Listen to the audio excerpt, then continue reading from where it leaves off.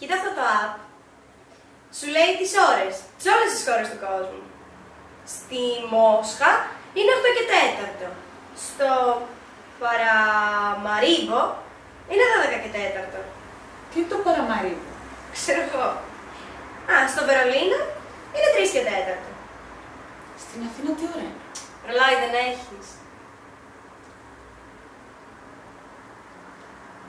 Έχεις γράψει ποτέ κουμπί? Να με. Είναι δύσκολο. Όχι.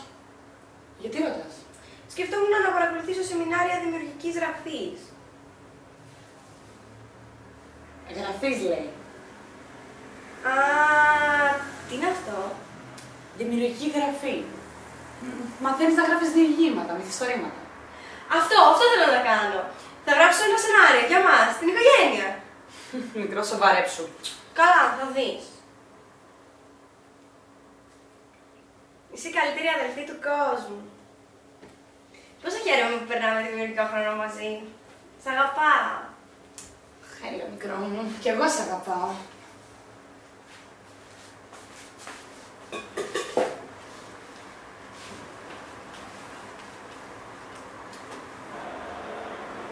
Κοριτσάκια, λίγο ησυχία τώρα. Όπως να προλάβει να σουτάρει, καθυστέρησε. Το σου του Φορτούνη, μπάλα έξω, κόρνερ. Παιδιά μου, τέκνα μου.